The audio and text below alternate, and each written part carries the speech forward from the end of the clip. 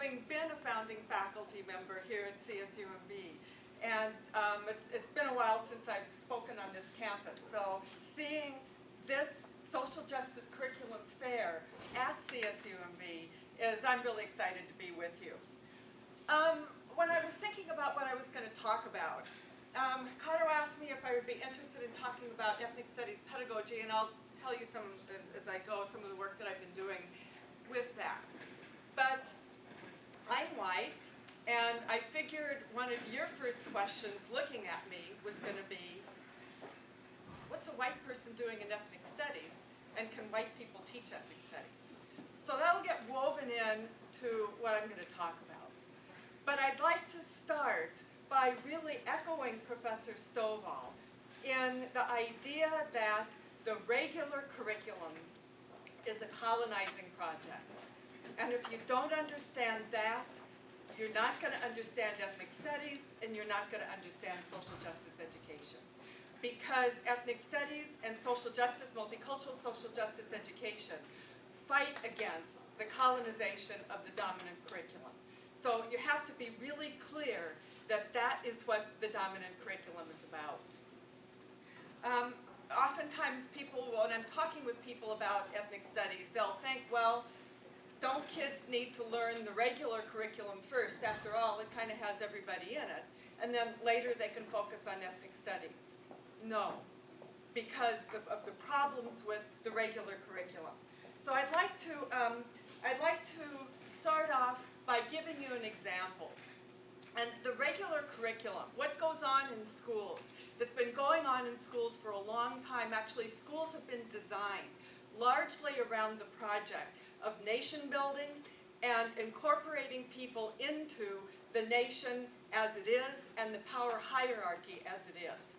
That's been the history of public education, and that's reflected in what happens in schools. So I went into a while back the Monterey County Office of Education, and I wanted to take a look at what social studies books are being used in Monterey County right now. So I went into the curriculum library and pulled off the shelf one of the books that seemed to have the most traction in Monterey County. And I decided to open it up and read it. Okay, now I've been working with curriculum for a long time, so it wasn't like I had no idea what was going to be in the book. But I wanted to take a close look at how the story was told of how the United States acquired the land territory that it acquired. So this is the book that was being used. Not sure if it's still being used now, but it probably is, or a newer version of it. And History Alive, does that ring a bell to anybody? Mm-hmm. Yeah, okay, yeah. So in the 1800s, the lands west of the Mississippi were claimed by several other nations. Many Americans wanted to move into these lands. Some believed that it was natural and right for the United States to take over these territories. They said that expanding westward was America's manifest destiny or obvious fate. American leaders used a variety of methods to annex or add territory to the United States. Sometimes they bought territory. Sometimes they made agreements with leaders of other countries. Now this part gets me. Once the United States added territory after fighting a war. And I had to think to myself, which war were they thinking about? Because there has actually been a lot of wars of aggression that the United States has been a part of for adding territory. So far here, there's no mention or no hint of any injustices in the acquiring of territory. Now, the textbook does go on to mention the removal of Native Americans, and then the railroads helped, and the ranchers moved in, and people started, productive wheat producing. And I won't read it, you can sort of follow it. But it ends by stating, the settling of the West helped make the United States one of the world's largest and wealthiest countries. So what that essentially does is, regardless of whatever injustices might have happened in the past, that becomes washed away by the conclusion here. Okay, so now let's look at who got wealthy. This chart shows median family income broken out by race ethnicity. using data from the census. I got it out of Stephen Phillips' book, Brown is the New White, but I found similar data myself. The Asian American bar is as high as it is, largely because about 3/4 of Asian Americans that are in the country now have come in through immigration laws that have favored people with education and wealth. So a lot of the wealth was like brought with people. But look at who got wealthy and who lost. That doesn't mean that there aren't poor white people, because there are. And that doesn't mean that there aren't wealthy African Americans and Latinos, because there are. But this illustrates quite graphically the huge, unequal, unjust distribution of wealth that stems from many things, but one of them being the stealing of land from the indigenous peoples. And the way that story gets taught in schools gets taught in a way that kind of covers over the fact that there were injustices. I have gotten real interested in looking at the curriculum, particularly the social studies curriculum, but also curriculum in other areas. Several years ago, I decided to analyze the U.S. The history social science framework that's been being used in California public schools. So I got a hold of it and looked at what its core ideas were. And I actually didn't even have to analyze that part for myself, because the authors, including Diane Ravitch was one of them, and right now she gets a lot of positive press in education, but she helped put together what I consider to be a colonizing curriculum and has not really backtracked on that. But these were the core ideas in the California framework. The place where racial and ethnic diversity are incorporated is under heritage and contributions. So you don't get to issues of injustice historically or currently. For instance, if you ask the question of how do the textbooks teach about how the United States took over the northern half of Mexico, mostly through chronology, by giving you timelines, and map study, but not through a look at aggression. So I wanted to compare this set of ideas with ideas that come out of ethnic studies. I've been reading ethnic studies literature for a long time, and I'll sort of get to that later. But I could see a big disparity between how within the ethnic studies literature, U.S. history, U.S. literature, the arts are framed, and how they were framed in this statewide document.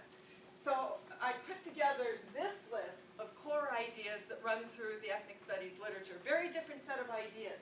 Centering narratives means every story, every narrative comes from someplace. And it's being clear about identifying where it comes from. There is no neutral story. Colonization. How does colonization work? How has the process worked historically? How does it actually continue to work through its intersection with capitalism today? Institutional discrimination, institutional racism, institutionalized sexism, institutionalized poverty. How do those work? How are those put into practice? How do people organize to make collective social change? Why is identity important to people? And why are our diverse identities important enough that people fight for their identity? And what are strengths of diverse communities, including historically oppressed communities? So when you read the ethnic studies literature, these are the ideas that come through, not these ideas. And it can leave teachers in a little bit of a quandary of, okay, what do I do with my curriculum? Toni Morrison is one who's talked about, there are a lot of people who have talked about the amnesia that we have in this country. But she's in this interview she had with Paul Gilroy in his book, The New Atlantic. She talks about how the past is absent or it's romanticized, both in the schools as well as in the thinking that most of us have acquired as we've gone through the schools. And that memory, the memory of what the past actually was, is much more in danger now than it was 30 years ago. Oftentimes people will say, well, textbooks, when I'm talking about stuff like this, they'll say, well, Christine, you haven't really looked at current textbooks. They're more diverse than you're giving them credit for. Well, actually, I have. I have, about a year or so ago, worked with some graduate students in another state for a different project, but one of the things that we did was look at textbooks that are being used in that state, published by national publishing companies. And they're pretty much the same textbooks that would be used every other place across the United States. And we went through the books, and just to kind of take a temperature about whose knowledge, whose perspectives were in the books, we counted representations of diverse racial ethnic groups and also men and women. Here I have just have racial ethnicity and not gender. 10 reading language arts textbooks, 10 social studies texts, and 6 science texts. Okay, we're in California. Latinos horribly, horribly underrepresented. Latino perspectives horribly underrepresented in the textbooks. Whites tend to dominate, and particularly in social studies, because you'll see the biggest disparities in the social studies textbooks, because those are the books that tell the kind of the history of who we are, the story of who we are, and how we came to be the way we are, which is consistently told through a white perspective that incorporates people of color, but doesn't shift away from a white perspective.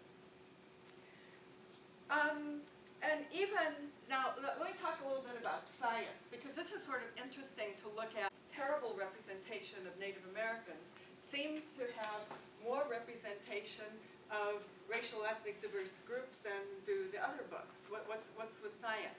I've also looked at math texts and found kind of the same way. It's like the math people go through and count and will have very accurate representation of who's in the country. But how many of you have sort of grown up thinking of math, science, and technology as culturally neutral? Nobody in here? No? No? Math, okay. Math, science, and technology is usually kind of framed as culturally neutral. It's just formulas, procedures, doesn't have anything to do with people. So just as a little bit of a think piece on that, think of the number 8. Okay, 8 just means 8. Nothing cultural about that, right? Okay, you're looking at me. You know I'm going to go somewhere with that. Think about, you have a job interview at 8 o'clock. What time are you going to get there? Okay. Somebody invites you to a party that's going to start at 8 o'clock in the evening. What time are you going to get there? 9:30. Okay. So probably all of you had at least different interpretations between the job interview and the party. And if we had a discussion, which when I'm teaching a class we do, you would have very different interpretations of both of those. And you would have ideas about people whose interpretation was different from yours. So somebody who gets there too early or too late or whatever. So even a number isn't a culturally neutral thing. But the presentation of math, science, and technology as if they were culturally neutral, I would argue that is actually a part of a colonizing project. And here's an example of rethinking mathematics. There was a group of folks working with Yupik Eskimo Indian communities in the Fairbanks, Alaska region, trying to figure out why the Yupik kids in the elementary schools were doing so terrible in math. And an anthropologist who was heading up this project was noticing that in the community, Yupik people use mathematical thinking a lot. And so they started thinking about how can we build a curriculum that links the mathematical thinking that people use in the community with school math. And they developed what I consider a very, very interesting project called Math in a Cultural Context. They have developed something like 10 modules now for use from about first grade through, I think, 7th grade, that link the NCTM math standards with mathematical thinking as it's done in the community around specific things. So this unit, building a fish rack, links ideas having to do with perimeter and area, proving and disproving mathematical conjectures, etc. And there are others, one counting berries that has to do with measurement, parkas and what's the other P word?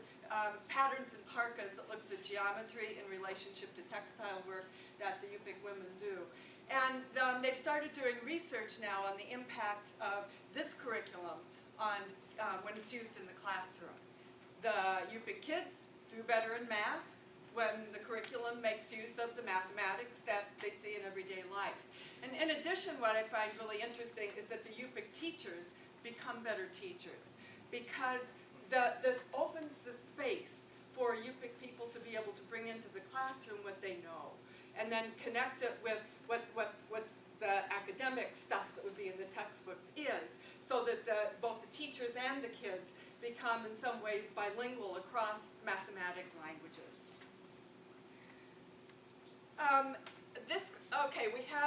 We have a white studies colonizing curriculum that is taught largely by white women. And I want to spend just a few minutes thinking about that.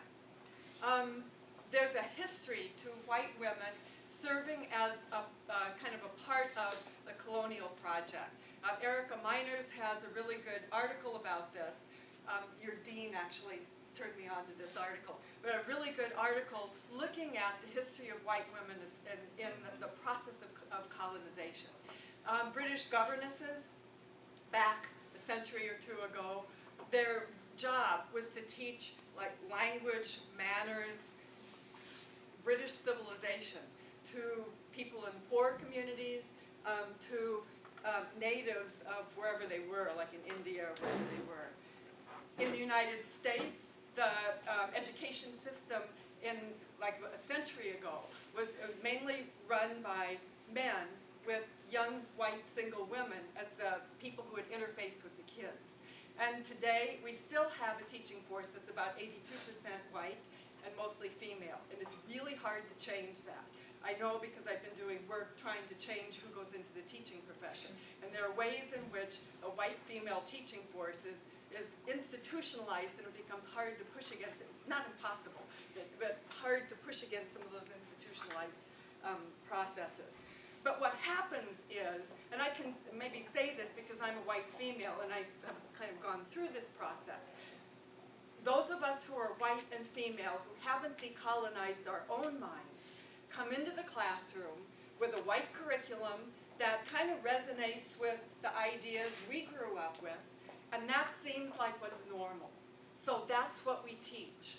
So we may not think that we're participating in a colonizing project, but that's exactly what it is that we're doing. And there's a lot of power in this system. I'll give you just one quick example from my own experience. This guy, anybody know who this was?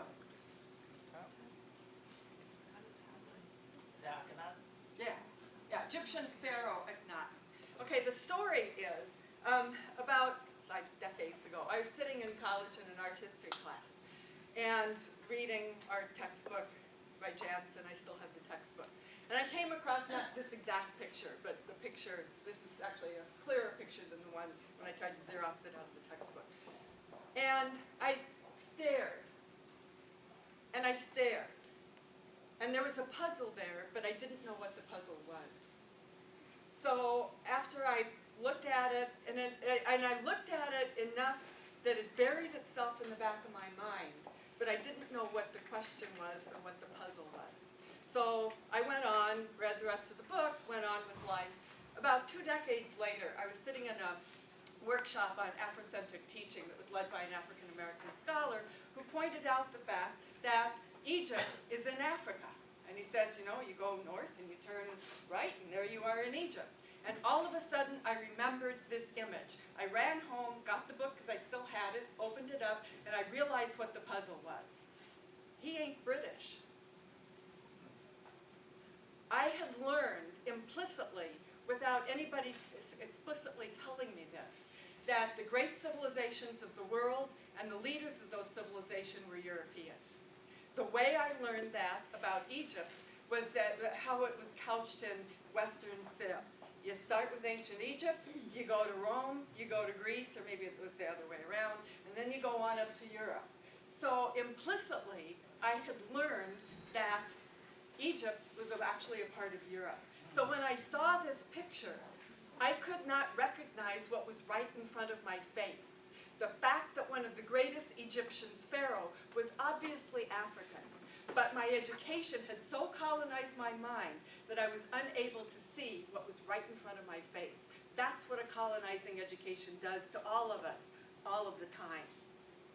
Now, you take this colonizing education taught by primarily white women, and then kids are tested over it. So what happens? This is graphic, looks at a particular school, but it could be most schools in this country, as to who ends up classified in the regular curriculum, who ends up in the honors curriculum, and who ends up in the AP curriculum. The kids of color are more clustered in the regular curriculum, and if this graphic had included the remedial and special ed, you'd even find more of the kids of color there and fewer of the white kids. What this does to our psyche as we're going through the system is profound, and you've all been through the system, so you can probably all relate to the impact that it had on you.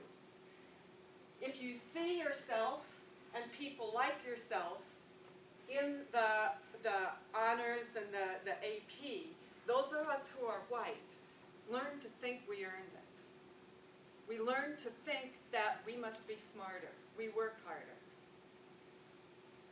For kids of color who see themselves see people more like themselves in the regular, remedial, or special ed, it either means that there's something radically wrong with schools, which is actually a good message, or there's something radically wrong with people like us. And it's that colonizing sense of mind of the we can't do this, or school is for somebody else, but it's not for us. That is one of the powerful messages that schools teach. And this gets embodied and played out in a variety of ways. This represents two different kinds of teaching paradigms. Direct instruction, in which kids are explicitly taught specific things by somebody who stands up in front of them, and then they have to regurgitate it back. Project-based learning, with inquiry. Those of you who are familiar with Alisal, which is the predominant model in Alisal? Unless things changed since I retired, it was this. Because under the system where you have to raise test scores, if the test scores aren't high enough, kids get drilled to death in the stuff that's on the test. Carmel, where the test scores are okay, are more likely to get this. A few years ago, I ran into one of my former teacher ed students from here, and I asked, how's it going? What are you doing? And she said, well, I really love my job. She said, I started off teaching in Alisal, and I'm now teaching in Carmel, and I'm able to do really interesting project-based learning there. In Alisal, it was all kind of out of the textbook. It was very scripted. But in Carmel, since the test scores are okay, we're able to do much more interesting project-based learning. Whoa, there's a social justice issue curriculum. The same thing actually holds true with how the CSUs and the UCs are structured. The UCs that have the PhD programs, it was somebody in England that sent me something in writing that's actually spelled this out. But the UCs, University of California, that have the PhD programs get funding that allows for offering a PhD, as well as more graduate students for helping in classes. Some of the classes are smaller. The CSUs that don't have PhDs tend to have heavier teaching loads, larger class sizes. The CSUs is largely working class and students of color. The UCs, much more affluent white students. Now, this was the part that my friend in England sent me. The UCs have been structured to produce knowledge producers. The UCs to produce knowledge consumers. Whoa. What does that say about how the system is set up to who produces the knowledge that then becomes the textbooks that people are supposed to consume? Okay, so I'm taking a little bit too long with some of this than I thought I would. But anyway, so as a teacher, your first job then is going to be to decolonize yourself. So what's my story? Here's a picture of me. Oh, well, back before my hair turned white, and my first student teaching class, which was 10th grade world history in an inner city school in Seattle. I'd grown up in Southern Oregon, so I kind of grew up as a kind of a product of a colonized education and a colonized way of looking at the world. So I got sent to this school as an 8-month program. And it was based in the school, and we were supposed to live in the neighborhood of the school. So in that context, I started getting to know some of the kids outside of class. And I just found them to be really interesting people. I'd run into some of them on the streets, on the weekend, and just chat with them outside of class. I, for a while, supervised boys basketball at lunch. I don't play basketball, because they needed an adult in there or it would have been closed down. So I said, I'll do it. So over time, I kind of built up relationships with the kids and found them to be, really interesting people. In my world history class, my cooperating teacher's way of teaching was to lecture, and he would tell interesting stories. He wasn't a boring lecture, but to lecture, and then the kids would read the chapter and answer the questions at the end of the chapter. And so I would help the kids if they were answering the questions at the end of the chapter.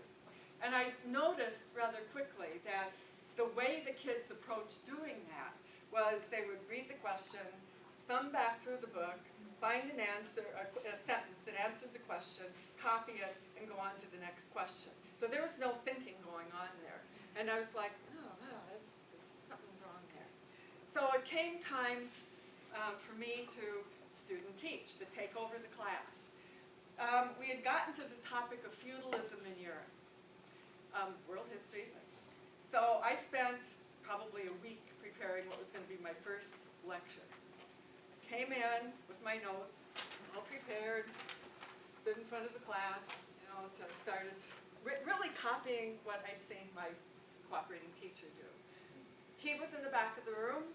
He thought, okay, things look like they're under control. He left, went down to the teacher's lounge. And probably 2 minutes into my lecture, I saw the student's eyes glaze over. And in the back of my head, I thought, I can't do this. This is not education. So I put the lecture notes aside. And I said, what do you guys want to learn? This is social studies. What would you be interested in learning? And from their reactions, I don't think a teacher had ever asked them that before. So they started brainstorming ideas.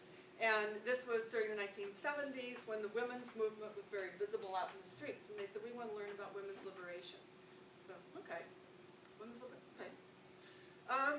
What are your questions? And so they started asking things that they were interested in, which we put on the board.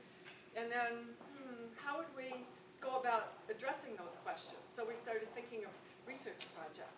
Then it was the end of the period, and my cooperating teacher came back in, thinking that we were still on feudalism in Europe, not knowing that we had gone to women's liberation.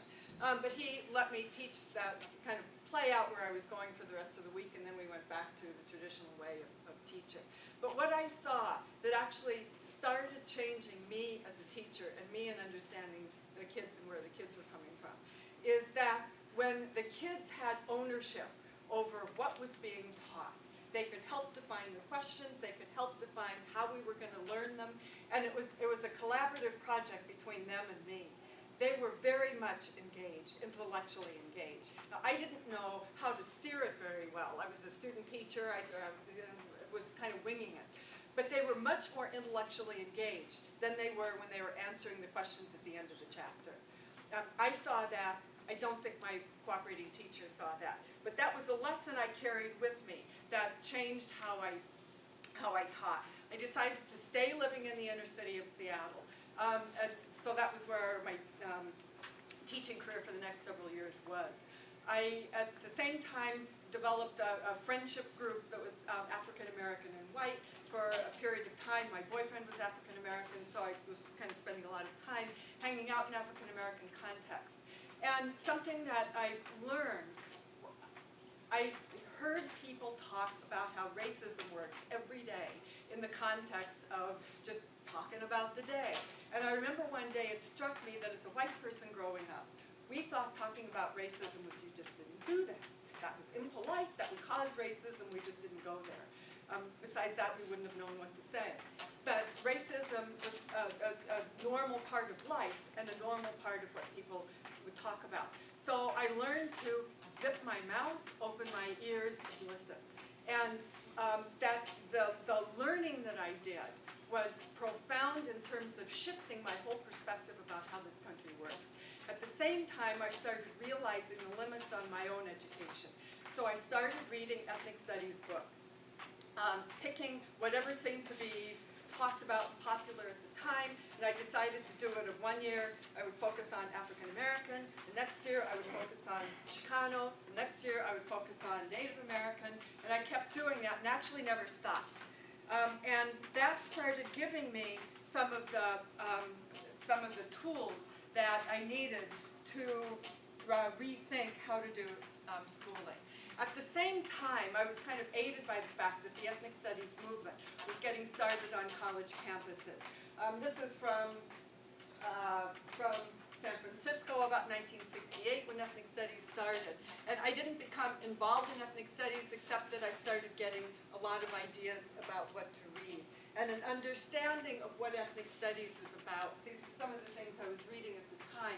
But the whole idea of ethnic studies is having the purpose of decolonization, which means both freeing your mind as well as freeing the land that has been claimed by somebody else. Say it again. And I'm not sure if that necessarily means not becoming a part of the U.S., although it might. But it does mean freeing spaces and freeing the land, freeing minds. It means elimination of racism by directly tackling racism, understanding how racism works, and challenging and interrupting racism in all of the ways that we can. So with this understanding, I then kind of went on to, let's see, where we went on to, got my PhD, moved to Wisconsin, got a job at the University of Wisconsin-Parkside, where I was working with pre-service teachers around multicultural, we didn't use the term social justice then. But by the way, my work gets couched a lot in multicultural education. And for me, multicultural education has always been linked with social justice and with ethnic studies. These are like multicultural education, this or this. A lot of people will turn it into this like diverse kids holding hands around the world. No. This is much more accurate representation of multicultural education that's grounded in ethnic studies. And for me, that's always what it's been. So I was at the University of Wisconsin-Parkside on a search committee to hire somebody for minority student affairs. So we hired an African-American linguist, Selassie Williams. And so he got there, and we were talking, and he said, looked around, there's no ethnic studies program here. And I said, you're right, there isn't. And he said, okay, let's start one. So we sat down and essentially, rather quickly, put together an ethnic studies minor. And by then, all of the reading that I'd been doing kind of came into play. And put together an ethnic studies minor, got it through the University Senate. Selassie then took another job and went somewhere else, so then I was director of the Ethnic Studies Center for a while. Then went back to teacher education and gave the directorship to somebody else. But I think this is what first got me into ethnic studies. So let me move to the ethnic studies movement in K-12 today. As probably all of you here are aware, there's a very active movement in California, but also across the country, for getting ethnic studies into K-12, and I find it incredibly exciting. My involvement with that came in about the early 2000s, when two folks from Tucson, and some of the story is in Precious Knowledge. Well, the story I'm going to tell you isn't in Precious Knowledge, but the project is in the film Precious Knowledge. It talks about the struggle for ethnic studies in Tucson. But two folks from Tucson, Agustin Romero and Dr. Julio Camarota, contacted me before I was going to a national conference and said, can we talk to you there? Can we have about an hour of your time? And I said, sure, not exactly knowing, talk about what, but sure. So they wanted to essentially check me out to make sure I would be okay to come and present at a summer institute that they were having for their teachers in transformative education. So I went, and it was there that I learned what was being done in Tucson with ethnic studies. And this graphic gives I think, a real good conceptualization of ethnic studies as it was put together in Tucson. The idea of what they were working toward was increased academic achievement for Latino students, but in a larger sense, also increased sense of personal and collective empowerment of Latino youth by linking academic proficiency with an academic identity. The curriculum was developed through a Rasa Studies framework, aligned with the state standards. And at first when Augie told me that you could do that, I was like, no, you can't. I've looked at our standards. And he said, yes, you can. We can show you. It's actually possible to do. Social justice centered, academically rigorous. In most cases, they were orienting toward college preparation, which that was not the, these were kids who were mostly ending up in remedial college preparation. The pedagogy was a community-based research projects where they would learn tools of social science research, analytical frameworks, go into the community, identify issues related to racism or poverty that they wanted to study, gather data, analyze the data, propose solutions, and then present their solutions to a variety of audiences, some of them local and some of them at national conferences. Using relationships between the teacher and the student that were genuinely built on one of mutual respect. And it's sort of like the classroom in many ways became an extension of La Familia. This curriculum had incredible power on the kids. As probably all of you are aware, it became outlawed by the state of Arizona. And that struggle is continuing. But the research on the impact of the program is really, really powerful. This article that Nolan Cabrera published is from a very rigorous statistical study that he and some colleagues did on the impact of the program, where they basically found that kids coming into the program who came in with lower academic achievement than other kids in the schools, after 4 classes, were outperforming kids really from across the city on the state's standardized tests in reading, writing, and math.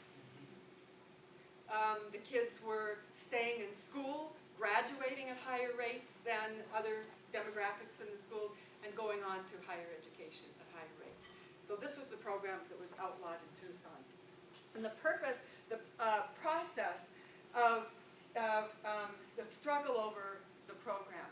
I was contacted by the NEA to review the research on the impact of ethnic studies on students, both academically as well as socially.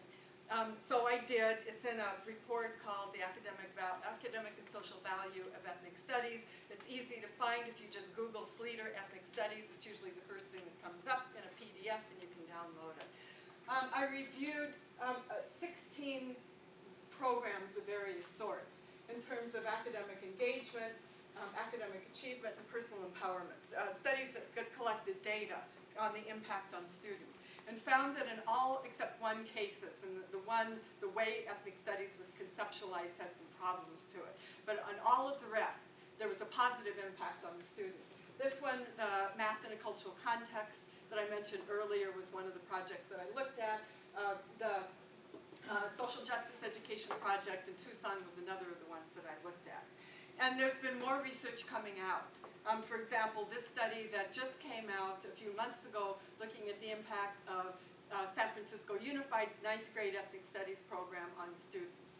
This isn't publicly available yet, but it gets circulated in a PDF form while it's out for being reviewed by journals. But the research also shows a lot of other things as well. And just to summarize some of the stuff up here, in this country, we have huge problems grappling with race and racism. Ethnic studies curricula do have a track record of helping everybody, including white people, be able to do that. For white people, the grappling gets harder. But if ethnic studies is well taught and both includes the historical and larger conceptualization, as well as helping people learn how to talk with each other across groups, people become better at doing that. And the emphasis that we have on standardized testing right now is probably in the standardized curriculum one of the big things that keeps getting in the way of teachers paying attention to the importance of what ethnic studies can do in terms of its powerful positive impacts on kids. Ethnic studies, there's also a problem of ethnic studies getting folded back into a colonializing curriculum. I've been sort of informally part of a group that came to be known as the Committee on Curricular Integrity, working with the coalition Ethnic Studies Now, that's based in Southern California. 2 minutes? 3, take 5. Because we have Q&A as well. Okay, So take 5. okay, I'll take 5. Of ethnic studies, looking at how it's getting implemented in school districts. And because of the problematic ways that LA Unified is thinking about it, which I'll show you in a minute, this group identified 4 core areas, which is very similar to the analysis that I did of the California Social Studies curriculum that I showed you earlier, that need to be a part of ethnic studies. Indigeneity, understanding colonization and dehumanization, understanding what hegemony is, and regeneration, transformation, and work for social justice. But it's possible to take ethnic studies and turn it into teaching about them. And this outline here shows how right now LA Unified has conceptualized what their ethnic studies is going to look at. We're a month about the Latinos and a month about ethnic. And so this isn't a decolonizing project. This is a decolonizing project. And it's really important to understand the difference between the two. So as a teacher, what does this mean that you should do? The first thing I mentioned is decolonizing yourself. I worked with a group of faculty members at different institutions in California when San Francisco Unified was kind of struggling with who should teach the ethnic studies courses. And we asked how we could help. And the person who we were talking to, Alison Santiago-Cubales, said, we need to conceptualize what good ethnic studies teachers do. So we gathered the research we could find looking at what successful ethnic studies teachers do and identified these following points.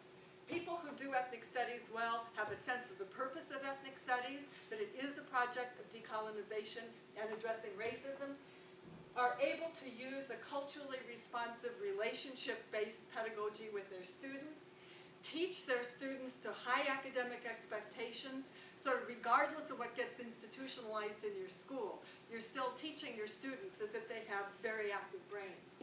Engage with, we use the term focal ethnic community on an ongoing basis to refer to, like if you're teaching African American studies, you engage with the African American community. If you are teaching Asian American studies, you engage with the Asian American community so that what you're teaching is relevant to the issues that the community is actually experiencing. And you're a part of the discussions and decision-making and work around those issues. Reflect deeply about your own cultural identity. The process looks different for teachers of color than it does for white teachers. But white teachers who reflect deeply on who they are and how we're positioned in a racist society can learn to teach ethnic studies. And then deepen your own content knowledge, your own ethnic studies content knowledge, because you can't really teach what you don't know. So just as sort of by way of conclusion, this is CSUMB. I'm really excited to be a part of this conference, which actually puts into practice the vision that CSUMB was founded upon. So I look forward to engaging with you for the rest of the